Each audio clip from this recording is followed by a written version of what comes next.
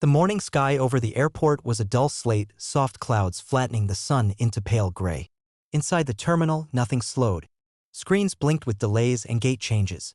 Voices murmured through PA systems, half-heard and mostly ignored. The soundscape was familiar, the symphony of engines, coffee orders, last calls, and rolling luggage. Business as usual. He entered quietly, moving through the automatic doors with the kind of ease that comes from repetition, not privilege. His duffel bag was worn, the kind with no visible logo, just scars and stitches.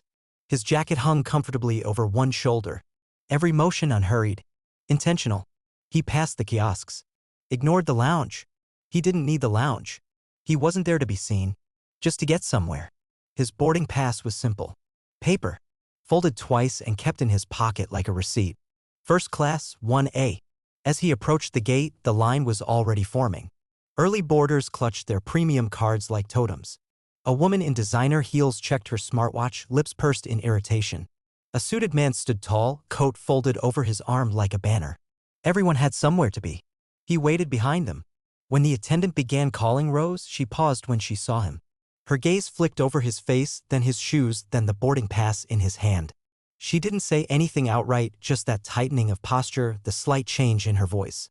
"You may want to wait until your group is called," she said. He showed her the pass. 1A. She forced a smile. A quiet apology hidden in her eyes. He nodded. No resentment. No reply. He stepped forward onto the jet bridge. Inside the cabin, the air was cooler. Smoother. The smell of fresh leather and citrus cleaner. First class shimmered with quiet entitlement, polished shoes, briefcases of brushed aluminum, voices just loud enough to suggest importance. He walked toward the front row. Someone was already there. A man in a navy blazer, loafers polished to a mirror, reading something on a tablet. His watch caught the cabin light like a mirror ball. He glanced up, then frowned. "You're looking for economy, friend," he said without humor. The man held up his boarding pass. 1A. The passenger in the blazer smirked. "That seat's reserved." A flight attendant appeared. Young. Efficient. She looked between the two men, then at the pass.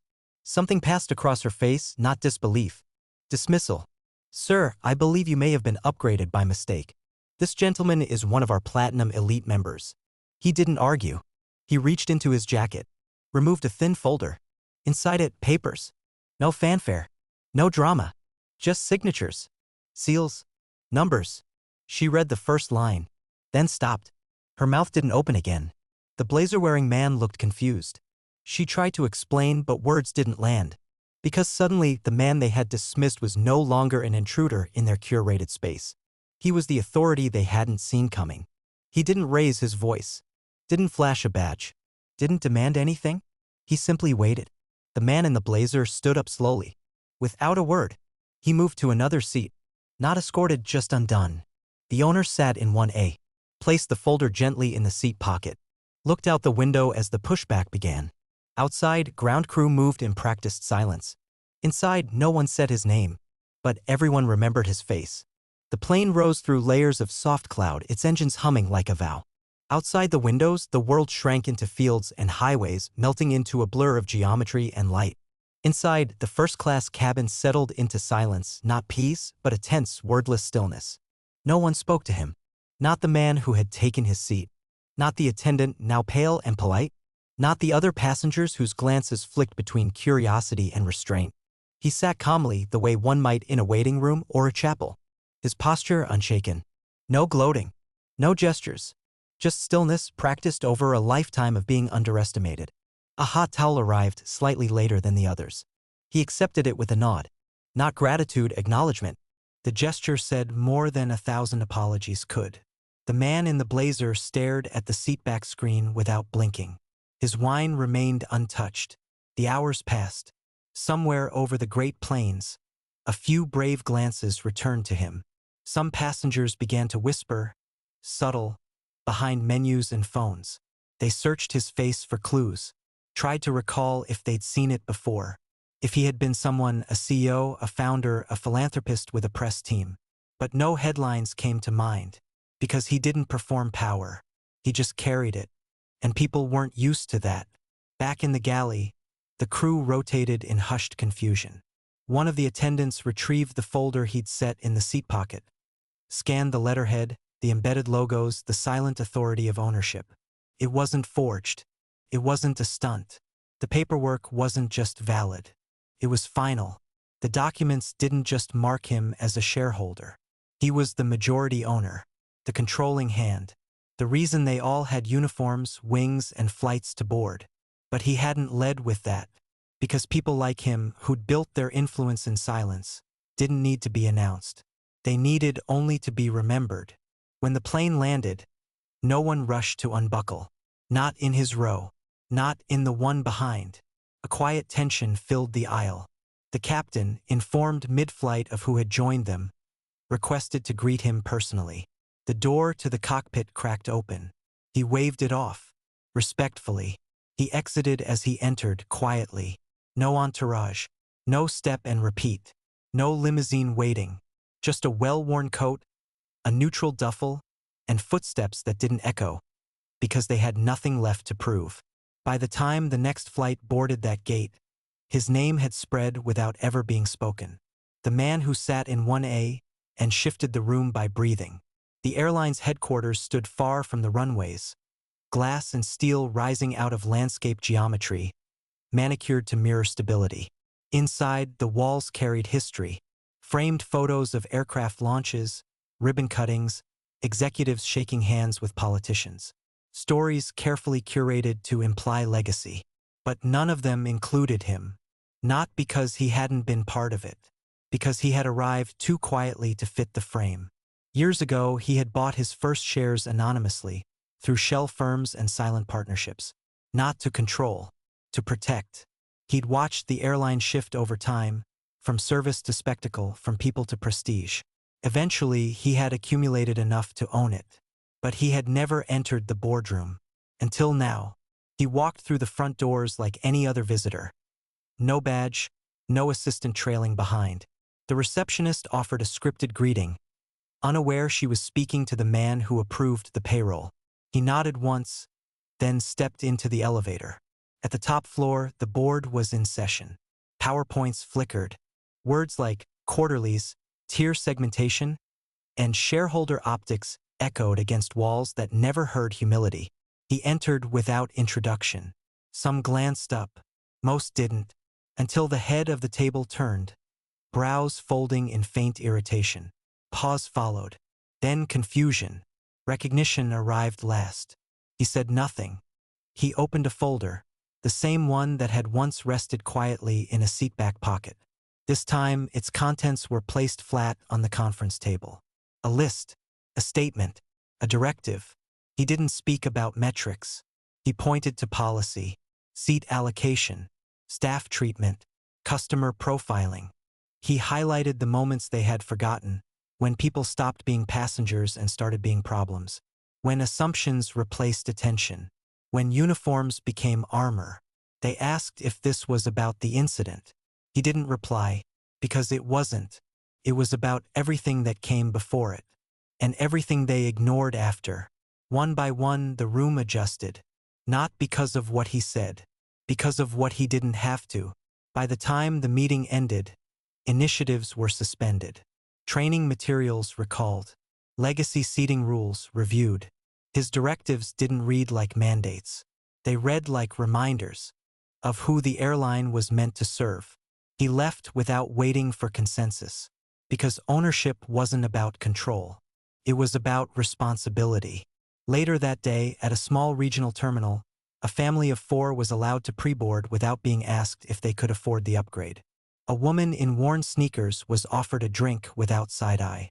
A gate agent hesitated before turning away a man who didn't look like he belonged in business class, and chose not to. None of them knew his name, but they felt his presence. In the way the cabin softened, in the way the aisle made space, in the way the seat no longer had to be fought for. Rain glazed the tarmac in a shimmering film, reflecting blinking lights from jet engines and signal cones. Inside the terminal, everything was routine. Boarding zones, last calls, the scent of burnt espresso near gate 14. But among the flow of travelers, something was shifting. He didn't fly that day.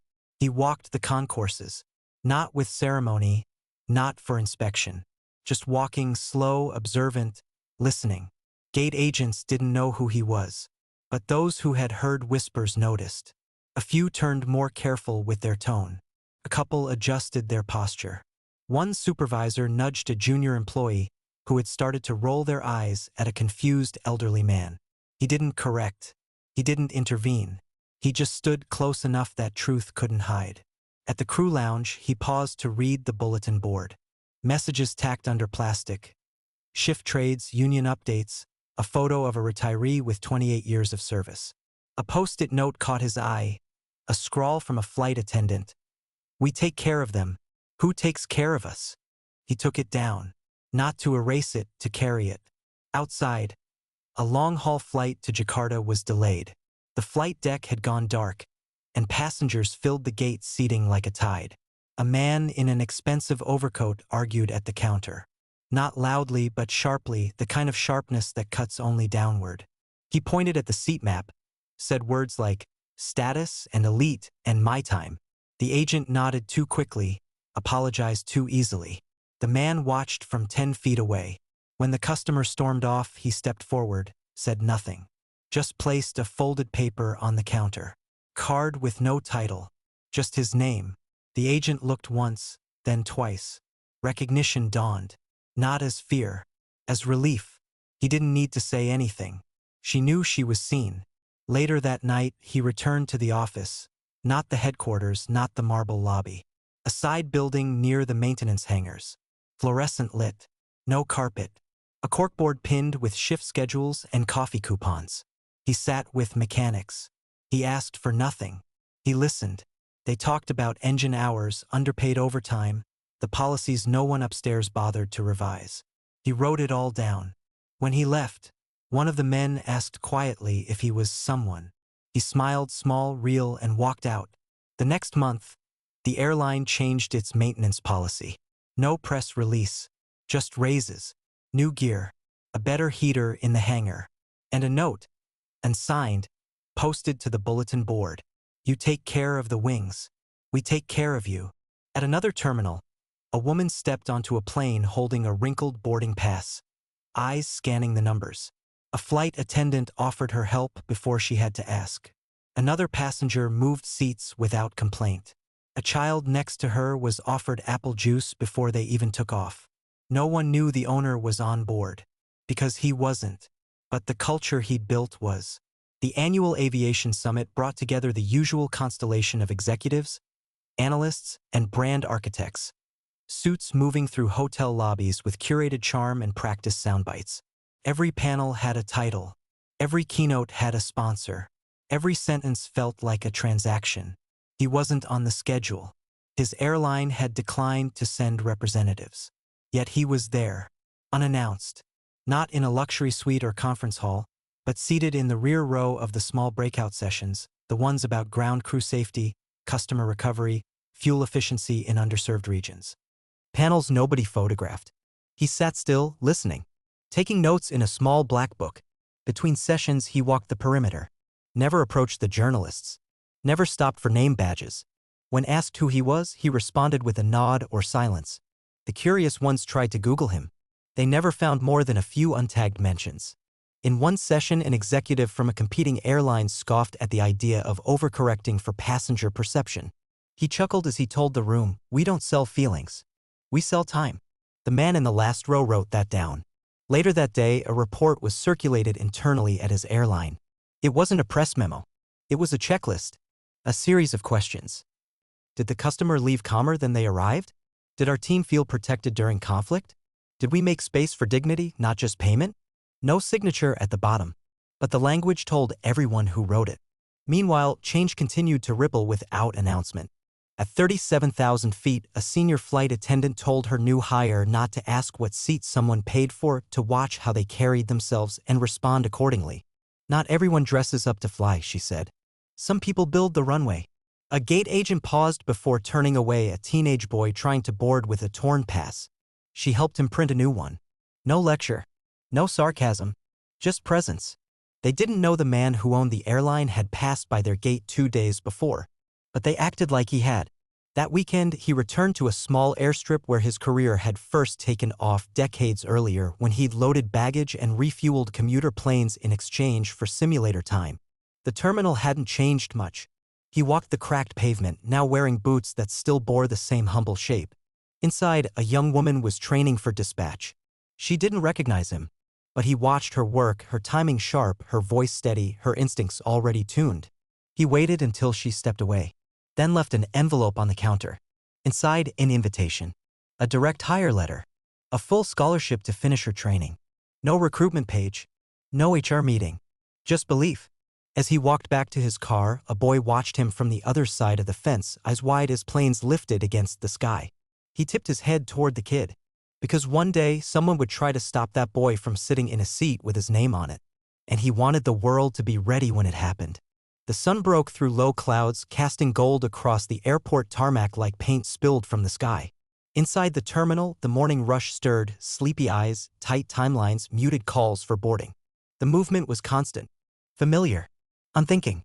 But something was different now. Not louder, more careful. At Gate 2C, a staff member straightened a child's travel tag without being asked.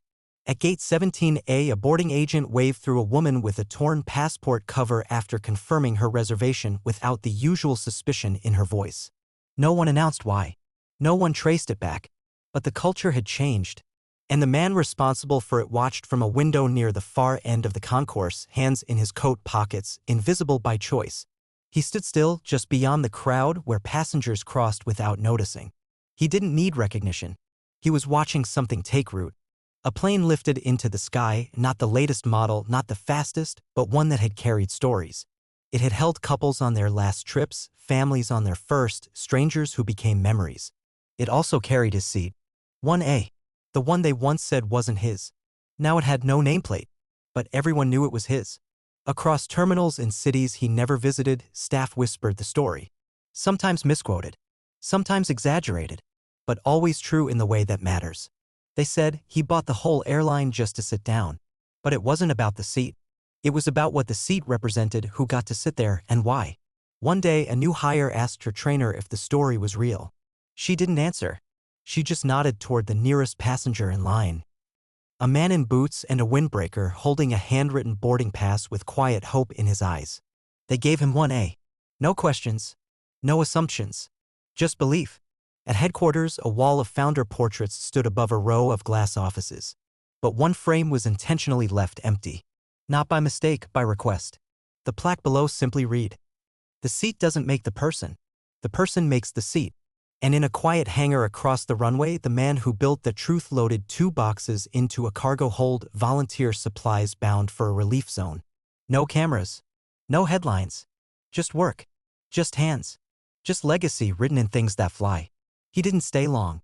He walked the edge of the field, boots pressing into oil-stained pavement, and vanished into the light without looking back. Because once you change the system, you don't need the spotlight. You just need to make sure no one gets turned away again for how they look or how they dress or how quietly they carry their future.